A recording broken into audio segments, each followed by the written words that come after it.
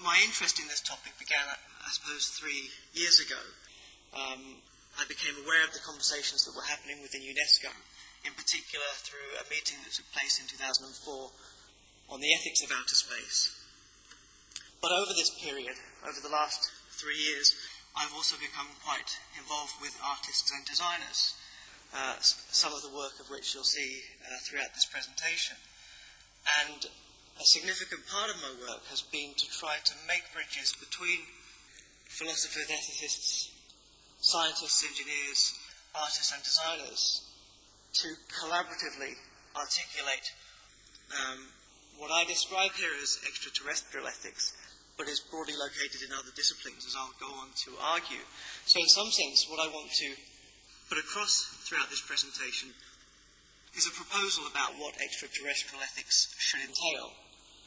So what I argue within this presentation, and what I think should be the context for our discussions about the ethical issues that arise in this area, derive from prior conclusions. There are things I will take for granted here that are deeply contested.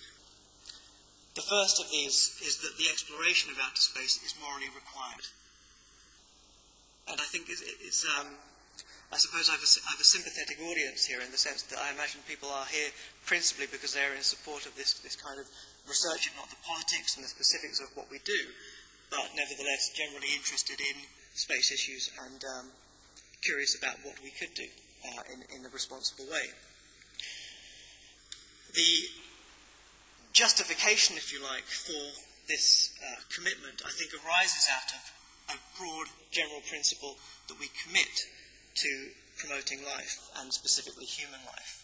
So in part because we are committed to and interested in the creation of new life forms via these other technologies, I think we have a precedent to embrace similar commitments in the context of outer space.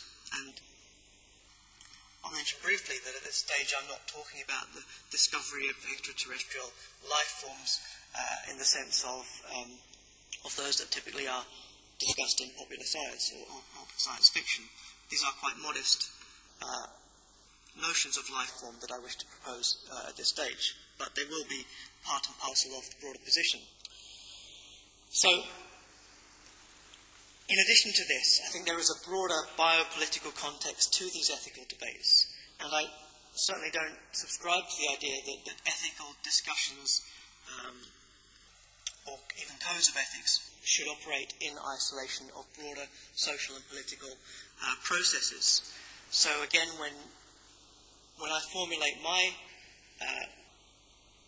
sense of the literature, the kinds of ideas that are relevant to these discussions, I include these other, for want of a better word, satellite areas.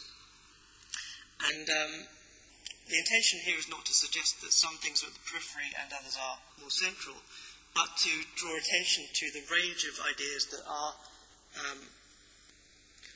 orbiting around this subject of extraterrestrial ethics. I think the interactions across them is much more complex than is conveyed through this image. What I hope to have convinced you of by the end of this presentation is that there is an importance of developing a framework of extraterrestrial ethics. I think it is a broader concept and a more enduring concept than what might be described as space ethics. And I think it's more enduring because it attends to this range of other contested but critical issues that we face in the 21st century. And this is why, within my title, within my language, I talk about emergent life forms in their various fashions. In addition to this, it is my view that these prospective life forms should not meet with our distrust. We should not greet them with a sense of fear and caution, as has been typical within a range of discourses about emerging technologies. And one of the reasons why we have to attend to issues of science communication is to address the prospect of hysteria, of alarm and concern. And To give a very simple example, it's the sorts of questions that I'm interested in are, what better metaphors, analogies can we work towards to inform our imagination about this science, about this technology? So this image that you see here, in what way does it resonate with ideas about biological transgressions that are invoked by any number of emerging technological possibilities? In what way is it different from, let's say, the narratives that surround the familiar stories of Frankensteinian technologies?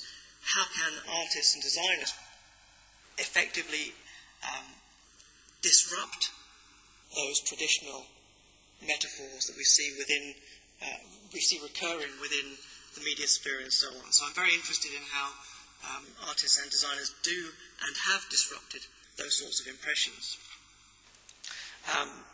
So the question that one's often asked is, well, what's new about extraterrestrial ethics that isn't covered by bioethics or environmental ethics? What are the new issues? And my response to this, again, is a pragmatic one, and that's to say that the emergence of new subdisciplines need not rest entirely on the capacity to articulate new issues, new ways of thinking morally or ethically about the world around us. It's justified at least on the basis of new configurations of interests, of political interests, of commercial interests, of regulatory interests that come to define a particular subject area. So I'm relatively unconcerned by the idea that this is dealt with by other disciplines within moral philosophy or ethics, because I think those configurations are apparent. One only has to look at recent documents that attend to some of the issues that space ethics has provoked to identify how those different interests are present. And I think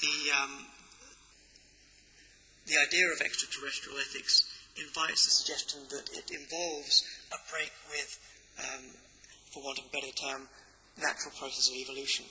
And we can discuss the degrees to which that intervention takes place. But it might involve things like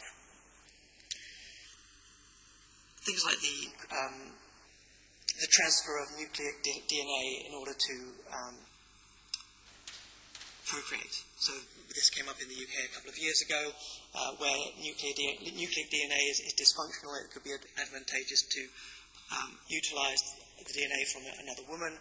And the story that was written up in the press was a child with three parents, two mothers and one father.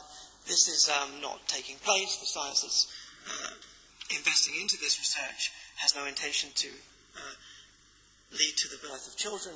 It attends to questions about dysfunctionality within the nucleic DNA, but the interesting kernel of the idea is the crossing of genes, the idea that these fundamental concepts of what procreation entails are brought into question. So, to conclude then, I think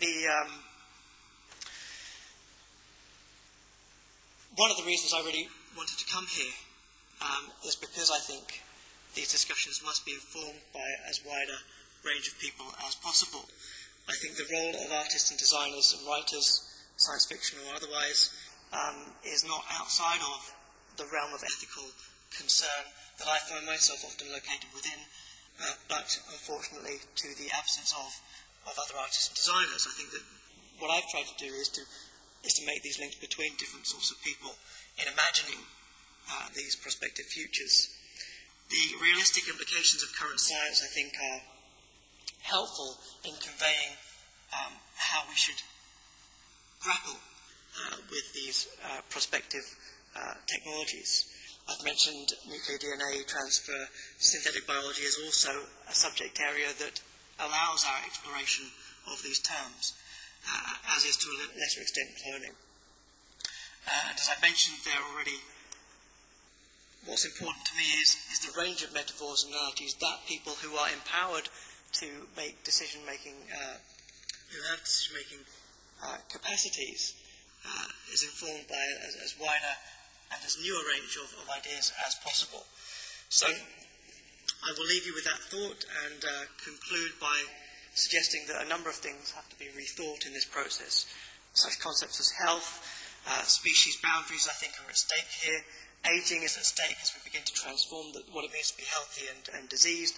Human rights are engaged here, as is the justification on which we claim a right to alter ourselves for whatever purpose we might choose.